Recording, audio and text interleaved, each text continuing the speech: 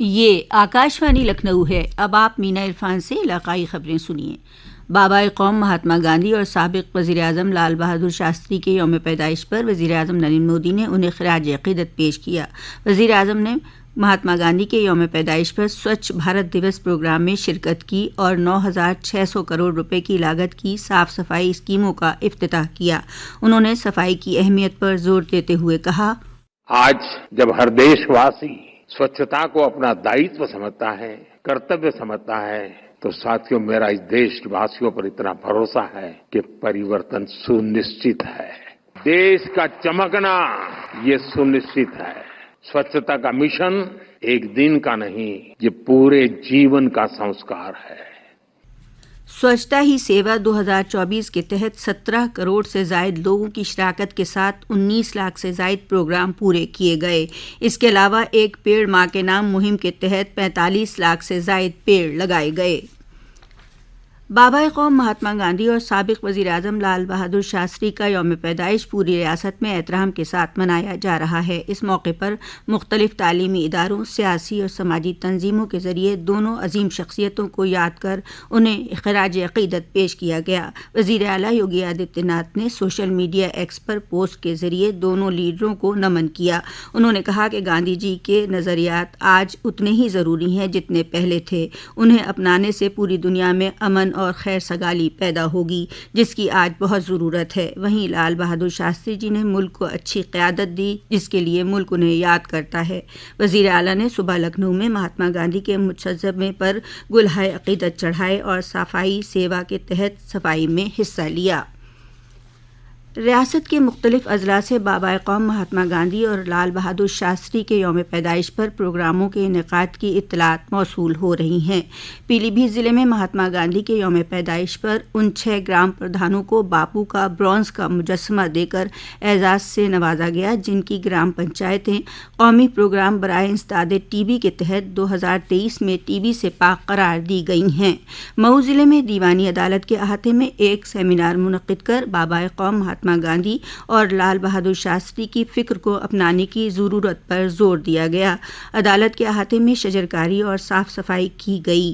فروخ آباد کے فتح گڑھ ضلع جیل سپرنٹینڈنٹ بھیم سین مکند کے ذریعے قیدیوں اور جیل ملازمین کے لیے میڈیکل کیمپ کا انعقاد کیا گیا، جہاں لوگوں کا آنکھ، قلب اور دانت کے ڈاکٹروں نے چیک اپ کر ان کو دوائیں تقسیم کیں۔ ریاست کے سبھی شہری بلدیات میں بابا قوم مہاتما گاندھی کے صفائی کے عزم کو عملی جامہ پہنانے کے لیے آج 2 اکتوبر کو گاندھی جی کے 155ویں یوم پیدائش کو سوچھ بھارت دیوس کے طور پر منایا جا رہا ہے۔ اس موقع پر مختلف پروگرام منعقد کیے جا رہے ہیں۔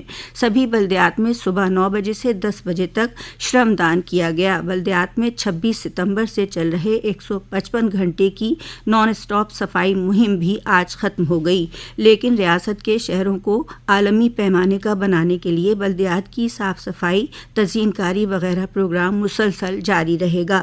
ریاست کے وزیر شہری ترقیات AK شرما نے کہا کہ مہاتما گاندھی نے آزادی سے زیادہ ضروری صفائی کو سمجھا تھا۔ جسمانی تندرستی اور صحت کے لیے ماحول کی صفائی سب سے ضروری ہے۔ ریاست کے 762 بلدیات میں مختلف پروگرام منعقد کیے جا رہے ہیں۔ سوچھتا ہی سیوا مہم کے تحت امروہہ کی رجب پور واقع وینکٹیشور یونیورسٹی شجرکاری خون عطیہ کیمپ، اساتذہ اور سرپرستوں کے درمیان مذاکرات اور صاف صفائی مہم سمیت 1 درجن سے زائد پروگراموں کا انعقاد کر رہی ہے۔ اس موقع پر ادارے کے افسران اور طلباء نے صاف صفائی ریلی نکالی۔ پروگرام میں محکمہ جنگلات کے افسران نے بھی شرکت کی۔ وزیر اعلیٰ یوگی آدتیہ ناتھ کی صدارت میں کل ہوئی کابینہ کی میٹنگ میں 25 تجاویز کو منظوری دی گئی۔